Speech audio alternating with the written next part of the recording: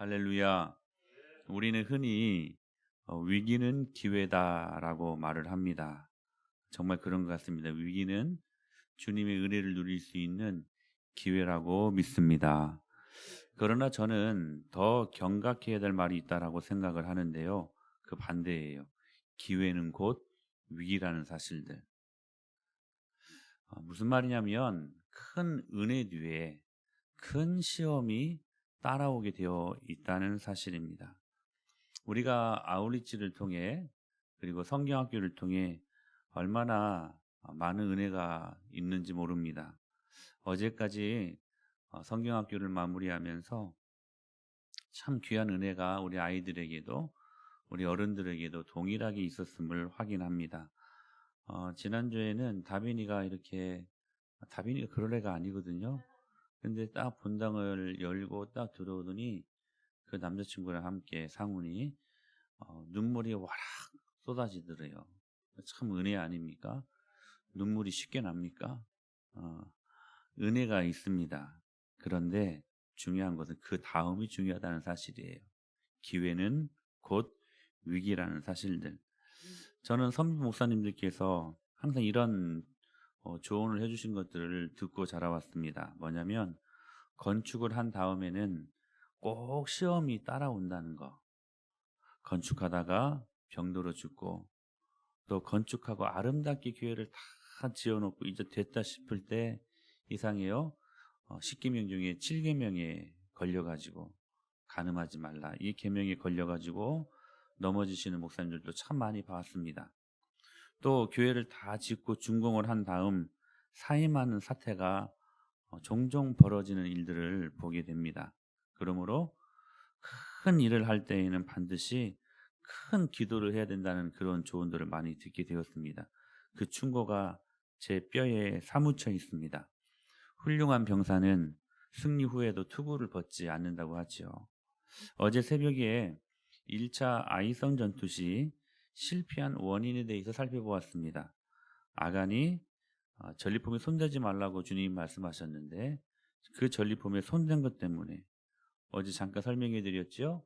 여리고는 가나안 땅에 들어가기 위한 첫 성입니다. 첫 것, 첫 곡식, 첫 열매, 첫 아들은 하나님 겁니다. 그래서 우리 예수님이 모든 죽은 자들에게 부활하신 부활의 첫 열매라고 말씀하셨지요. 그 첫 것은 다시 말하면 11조입니다. 이 11조에 손대면 안 되는 것이라고 말씀을 하시는 것이죠. 그런데 아간이 손댔어요. 전리품에 손대지 말아라 라고 말씀하셨는데 그것이 욕심이 난 나머지 그 전리품의 금은보화에 손을 내버립니다. 그런데 아간이 이럴 수밖에 없었던 영적인 배경이 있었습니다. 바로 리더십의 문제였습니다. 여호수아의 리더십이 문제였다는 거. 그래서 오늘 본문이 말씀하십니다. 손줄로 생각하는 자는 넘어질까 조심하라. 다시요. 선줄로 생각하는 자는 넘어질까 조심하라. 즉 믿음 좋은 사람들도 넘어진다는 거예요. 우리가 볼 때에 믿음 좋은 사람들도 여러분 미끄러질 수 있다는 거예요. 참 무서운 말씀인데요. 전에 섬겼던 교회 진짜 제가 좋아했던 권사님이 계셨는데요. 그 권사님이 13층에서 떨어져 죽었어요. 떨어져 죽었어요. 아들이랑 싸우다가 그 분에 못 이겨가지고 떨어져 죽었어요. 본인이 그냥 생을 마감한 거예요. 있을 수 없는 일이죠. 있을 수 없는 일이죠. 근데 믿음 좋은 사람들도 미끄러질 수 있다는 거예요. 추풍 낙엽처럼. 왜 그럴까?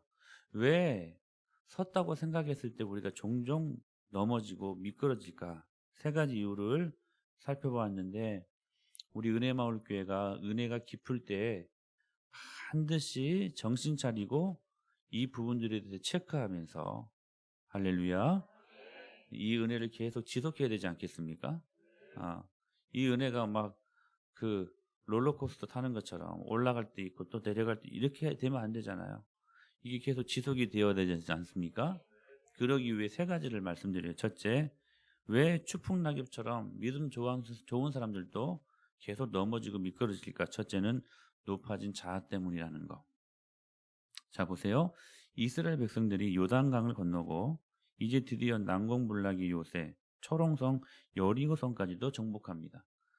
요단강을 건넌 것도 기가 막힌 사건이죠. 그런데 이제는 초롱성, 난공불락의 요새, 쌍두마차가 교차할 정도로 두터웠던 상이었습니다.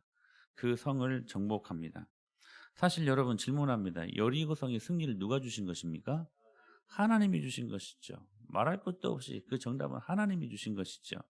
처음부터 끝까지 100% 하나님이 주신 승리입니다. 여러분 믿습니까? 그런데 믿지 않는 사람들은 하나님이 보여요, 안 보여요? 안 보이죠?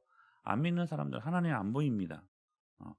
안 믿는 사람들. 그래서 이게 하나님의 승리인데 믿지 않는 사람들은 누구의 승리라고 말해요?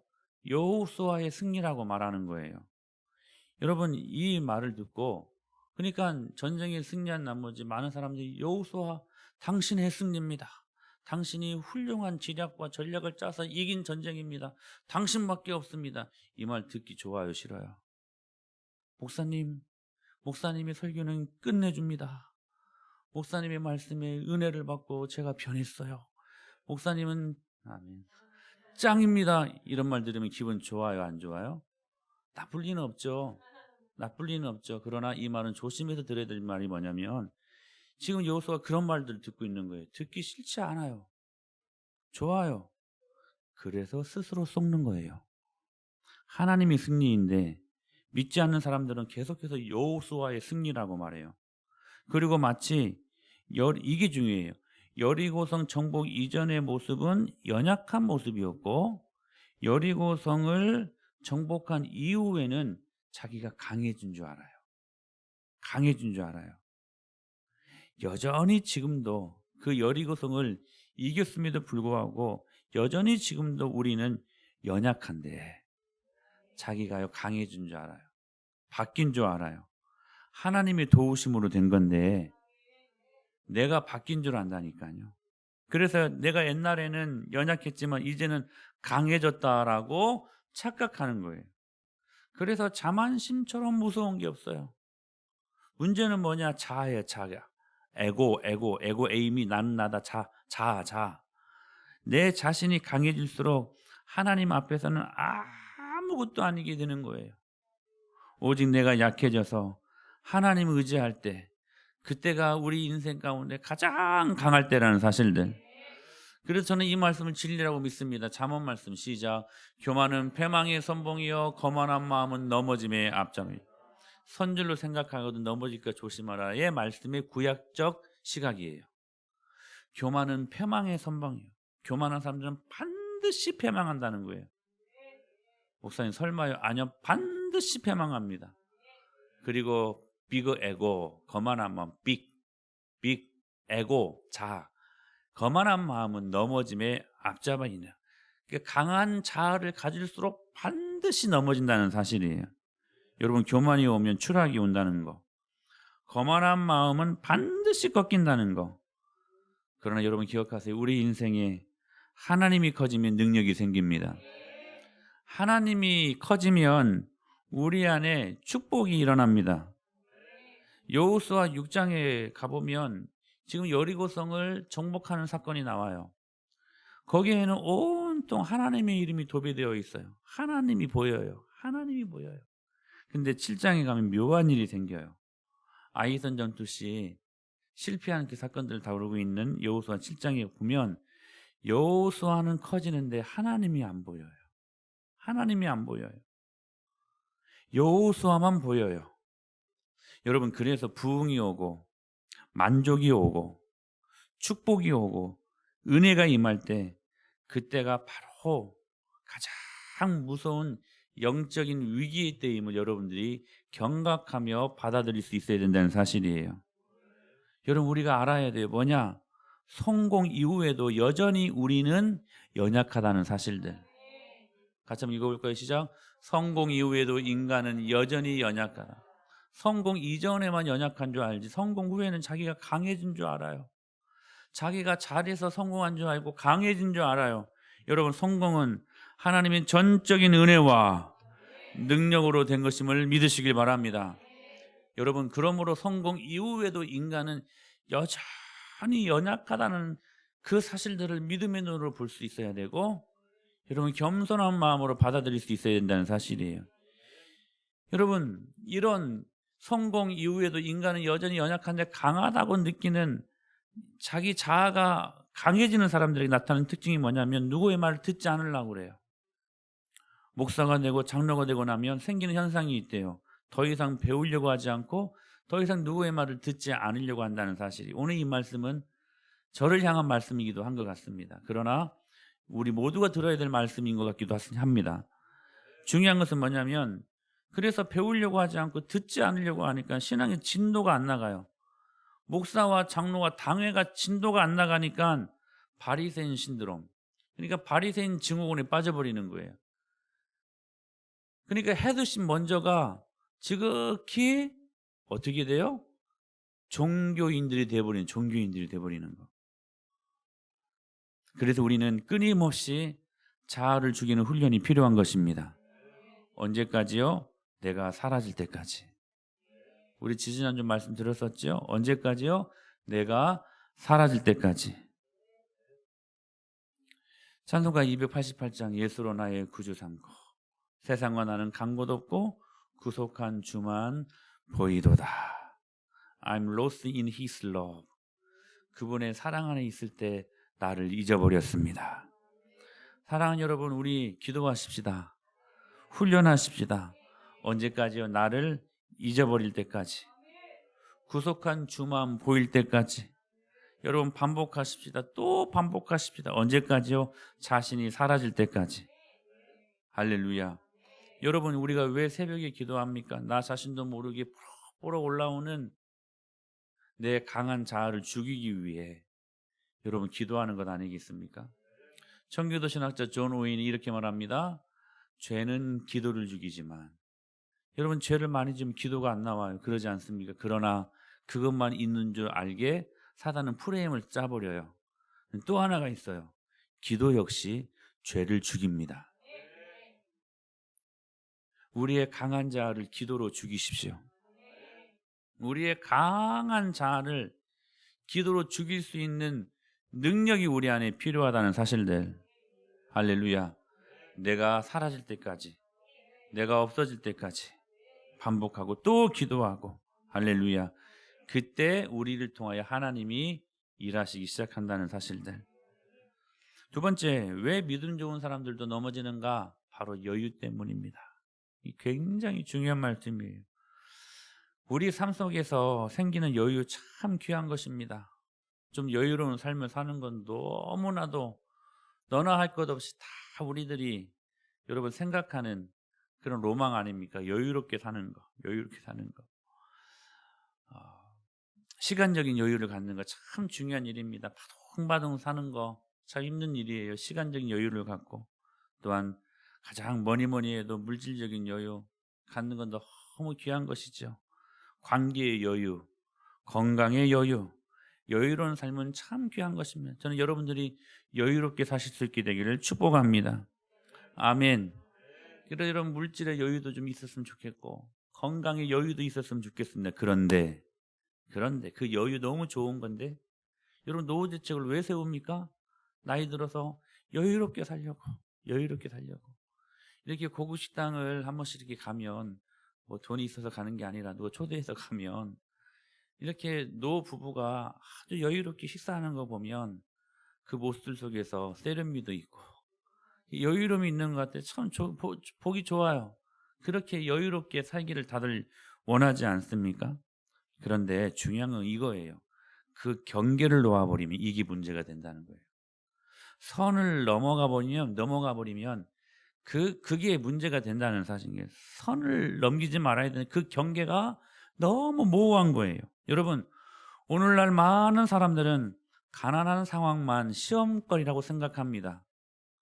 가난한 것, 몸이 약해서 병에 시달리는 것, 그리고 사업에 실패하는 것을 시험거리라고 생각하지만, 그러나 성경은 그렇게만 말씀하지 않습니다. 성경은 동시에 때로는 우리들에게 우리가 감당할 수 없을 만큼 빠른 속도로 불어나는 돈, 그 물질도 때로는 우리들에게 우리가 감당할 수 없을 만큼 빠른 속도로 일어나는 그 모든 것들이 시험거리가 된다라고 동시에 말씀하고 있습니다.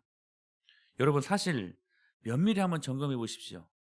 돈이 없어서 짓는 죄도 있지만 돈이 많아서 짓는 죄가 훨씬 더 많지 않습니까?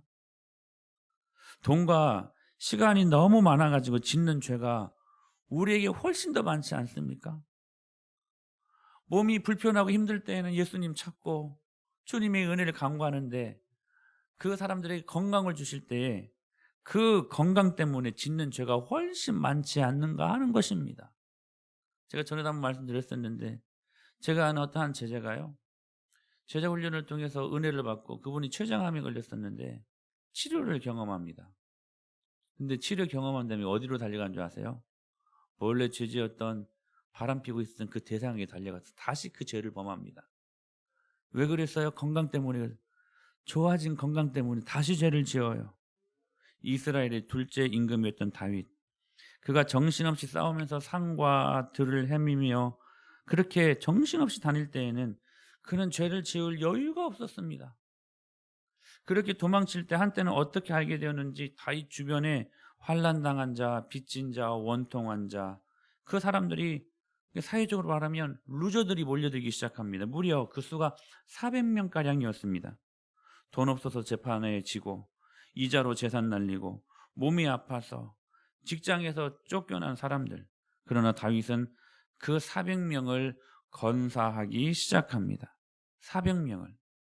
그들을 곡식 한 톨 자랄 수 없는 광야에서 먹인다는 것은 정말로 불가능한 일이었습니다. 그러나 다윗은 백방으로 뛰어서 그들을 먹여 살립니다.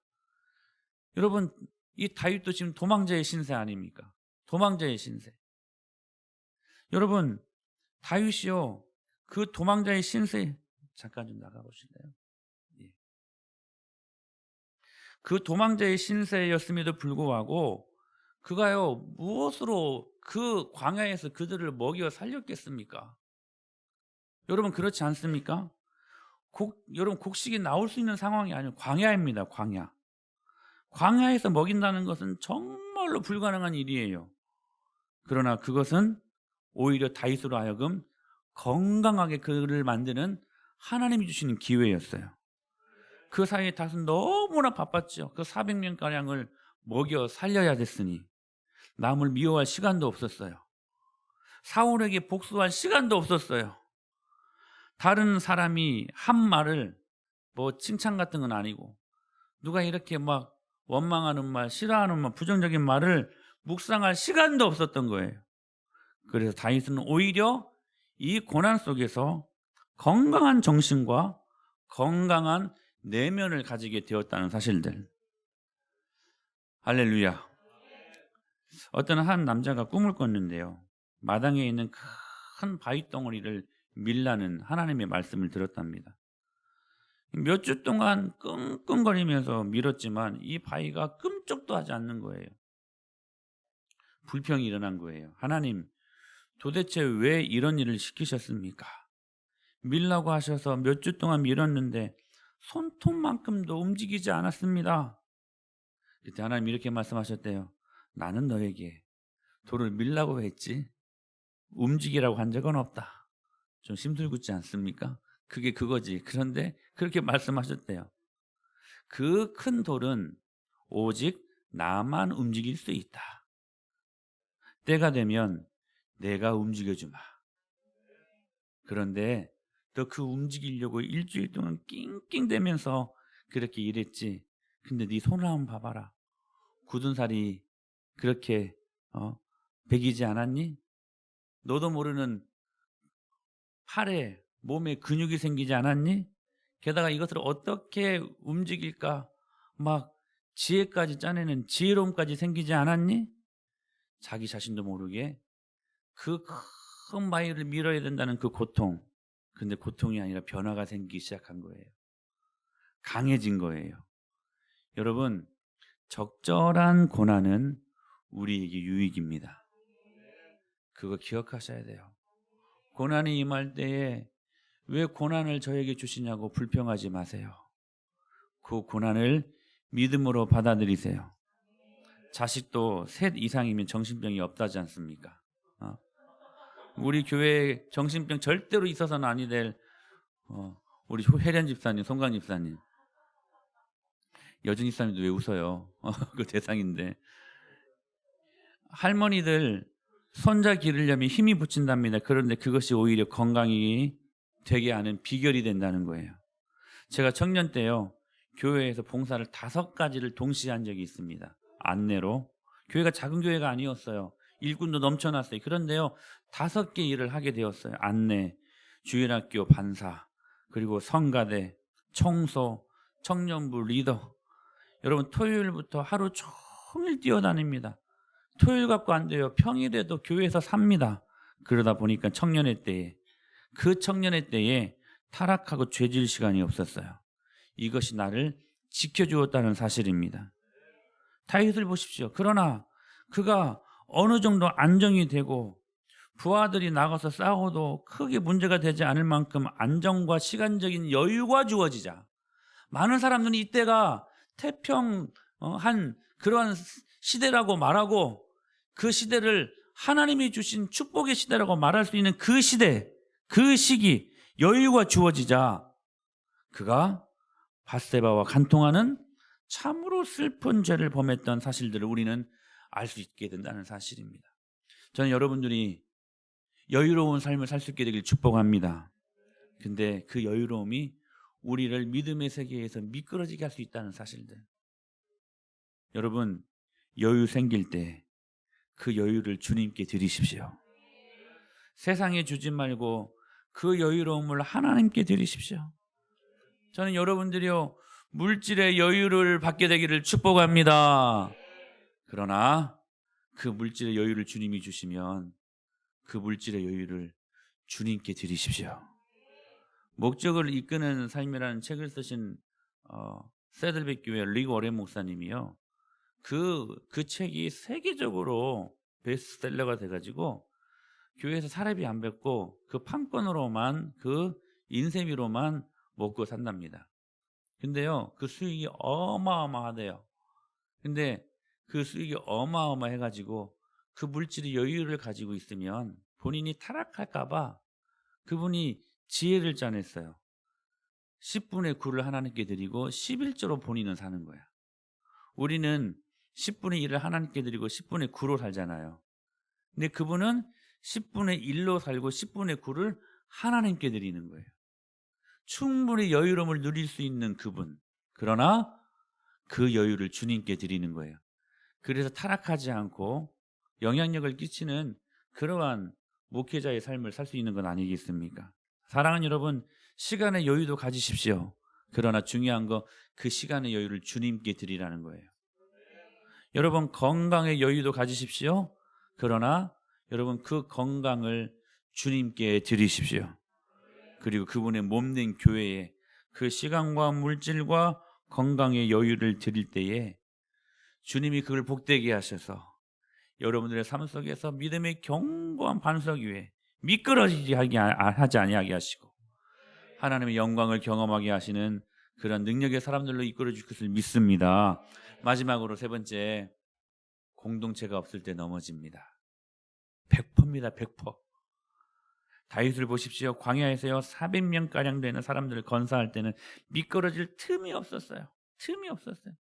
함께 울고 함께 웃고, 그 공동체 안에서 다 루저들이잖아요.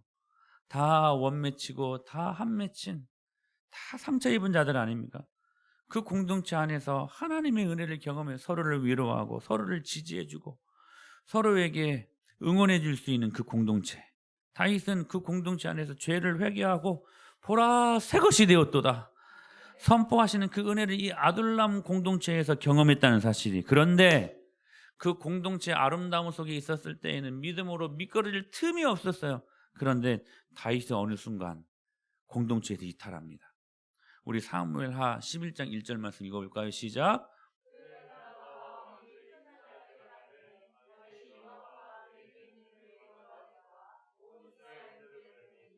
그들이 암몬 자손을 멸하고 라빠를 에워쌌고 다윗은 예루살렘이 그대로 있다.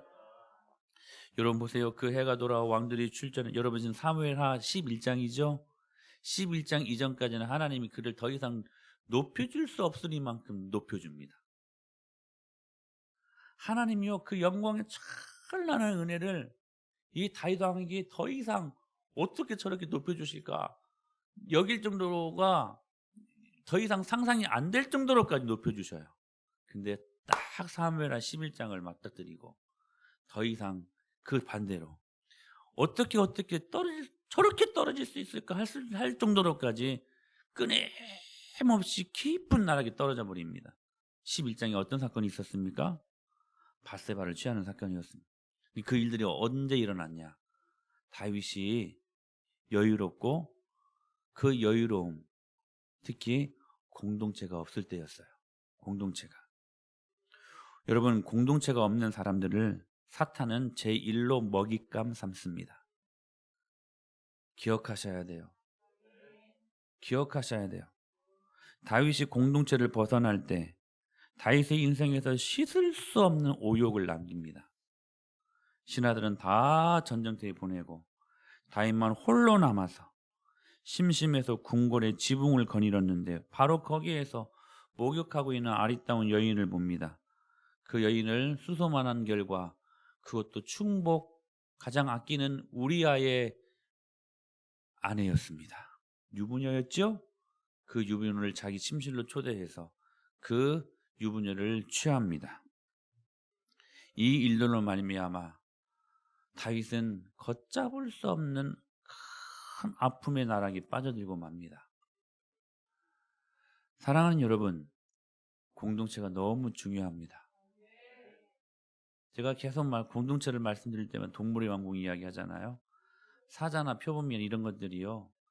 여러분 먹이사슬 그러니까 자기들이 잡아먹은 사냥감들 있잖아요. 뭐 얼룩말, 뭐 이렇게 하마 이런 거 막 그런 그냥 잡히면 죽어요. 근데요 아무리 연약한 그러한 그 먹이사슬의 그 아래 먹잇감이라 할지라도요 공동체로 무리지어 있으면 절대로 못 건드려요. 근데 꼭 건드는 게 있어요. 그 무리에서 이탈되어 있는 놈. 그 한 마리 사냥감으로 잡아요. 여러분 사단은요 똑같아요.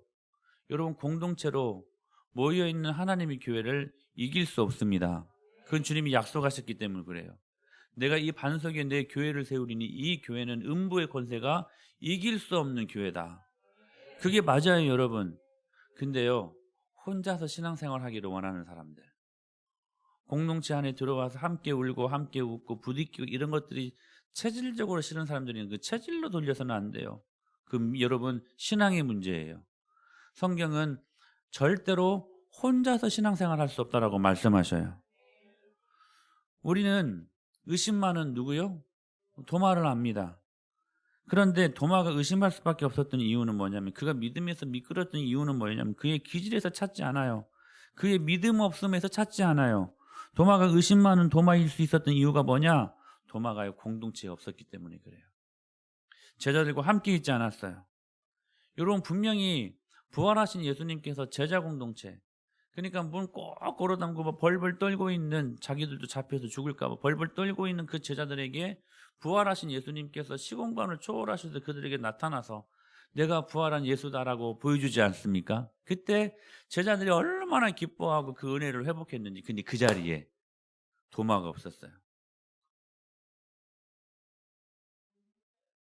도마가 다시 돌아온 후에 제자들이 우리가 부활하신 예수님을 만났다고 그 주님이 분명하다고 다 받고 다 인정하는데 도마가 말하는 거예요. 나는 그분이 손에 못 박힌 거 찔린 거 내가 보지 않고서는 못 믿겠다. 야 헛된 소리 하지. 다 받는데 다 은혜 받았는데 여러분 은혜가 없으면 다 은혜가 없어야지 안 그래요 여러분? 근데 다 은혜 받았어요. 근데 도마만큼 사실들을 못 믿는 거예요. 왜요? 그 공동체에 없었기 때문에. 결정적인 순간에 여러분 공동체에 여러분의 발을 담그십시오. 공동체를 여러분 벗어나려고 하지 마세요. 코로나19 때문에 온라인으로 예배하는 식구들이 많아졌어요. 여러분 조심하셔야 돼요. 거기에서 은혜 받는다고 하는데, 하나님의 음성도 받는다고 하는데, 여러분, 하나님이 요구하시는 건 그게 아니에요. 거기 한 가지 빠져 있는 게 있어요. 공동체가 없어요. 공동체가 없으면 하나님 기뻐하시지 않아요. 이스라엘은 여러분 공동체적 구원을 받은 집단들이었어요. 하나님은 공동체를 통해서 그분의 무한하신 영광을 보여주기를 원하시고, 하나님의 놀라운 능력을 보여주기를 원하시는 것이지, 혼자 집에서 TV 틀어놓고, 이것이 지금 거의 2년이 다 돼가고 있거든요.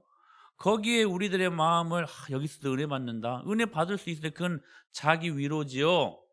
그거 여러분 은혜 아니에요. 공동체가 빠진 여러분 은혜 아니에요. 이걸 몰라요 사람들이. 그러니까 결정적인 순간에 교회 공동체 안에 발을 담그지 않고 마음을 담그지 않는 자들이 나중에 딴 이야기해요. 우리 그런 사람들 얼마나 많이 봅니까?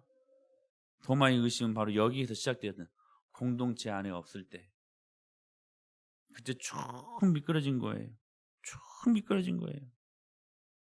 랄프 네이버의 말을 빌리면 이렇게 그가 정의합니다. 하나님은 삼위일체 공동체로 존재하신다. 삼위일체 공동체로 존재하신다는 거예요.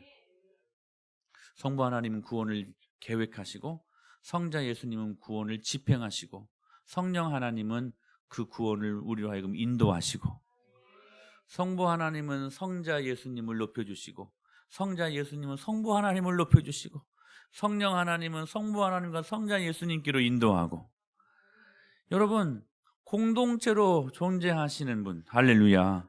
그러므로 우리는 공동체 안에 없으면 100% 미끄러집니다. 그래서 전도서 4장 12절에 이렇게 말씀하시는 거예요. 시작. 한 사람이면 폐하기 없거니와,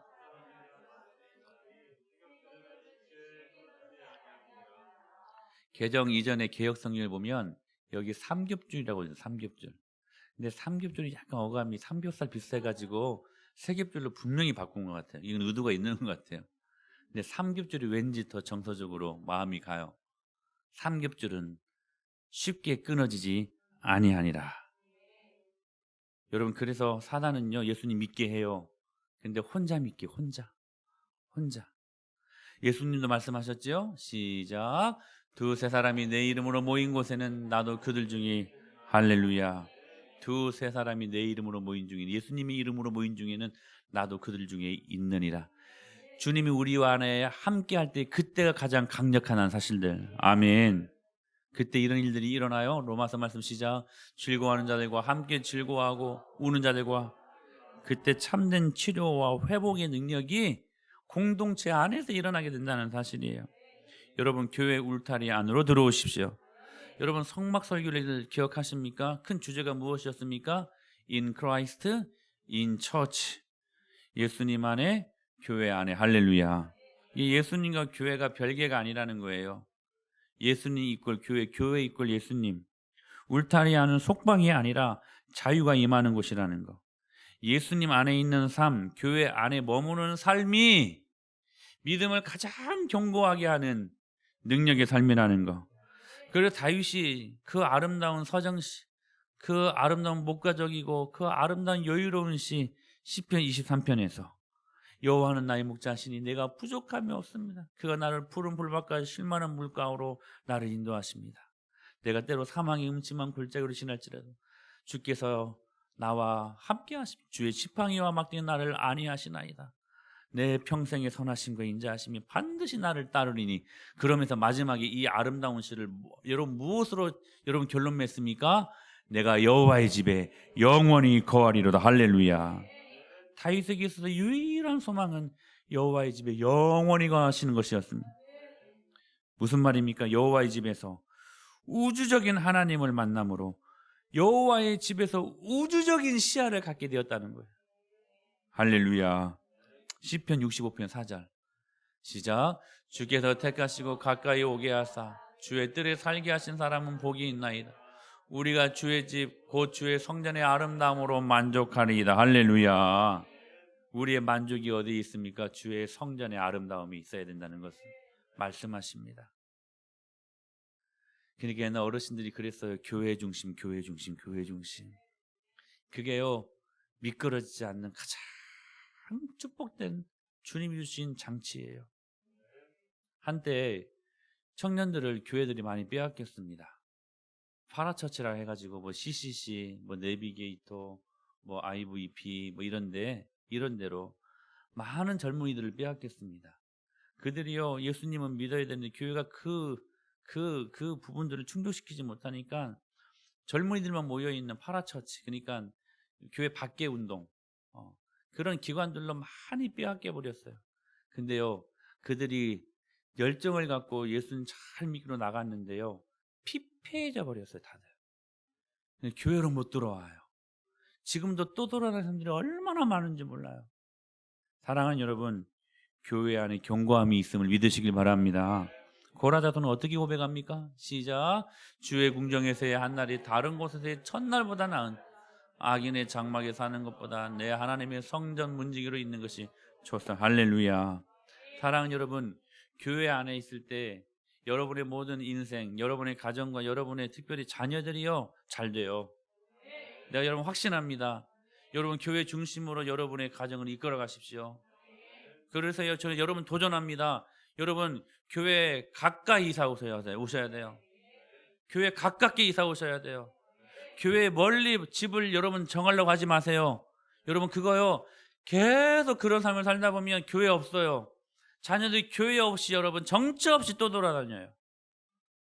그래서요, 예수님 잘 믿는 나라들은 항상, 우리는 뭐 동양, 남양, 특히 남양집을 선호하잖아요. 주양교회, 주양.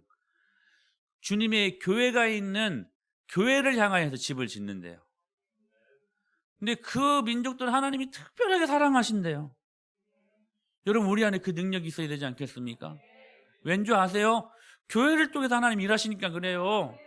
여러분 좀 격한 편입니다. 죄송합니다. 여러분 쪽수 하나하나 세워가지고 사람 많게 보이려고 하는 게 아니야. 그걸로 말씀드리는 게 아니에요. 여러분들이 교회 안에 있을 때 그때 우주적인 시야를 그 교회 안에서 누릴 수 있고 볼 수 있게 된다는 거예요. 여러분 그때요, 세상과 연동이 돼요. 하늘과도 연동이 돼요. 여러분 교회 안에 여러분들의 모습이요, 세상 속에서 여러분 사는 모습이야. 정확히 그런 것 같아요. 여러분 교회 안에서 순종하고 교회 안에서 하나님 말씀의 가치를 알고 여러분들이 믿음 생활할 때요, 여러분 세상에서도 잘 돼요. 제가 그런 걸 너무나도 많이 봐요. 연동, 교회랑 연동돼요. 사는 삶이.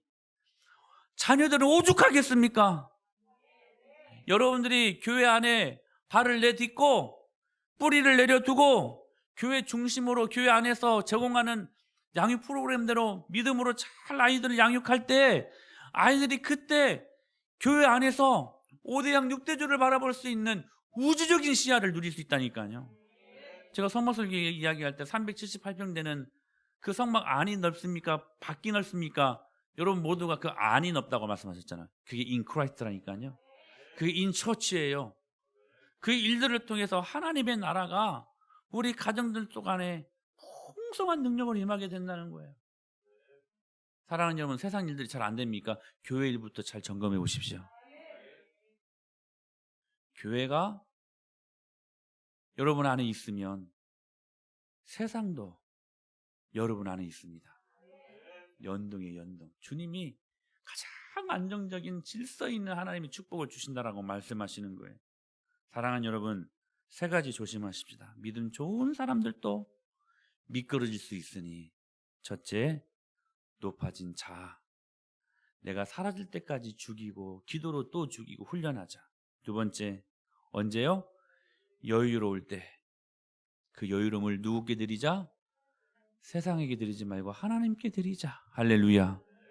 세 번째, 공동체가 없을 때 미끄러질 수 있으니 교회 안에 더 믿음 안으로 들어와서 하나님의 영광의 축복을 은혜로 누리자.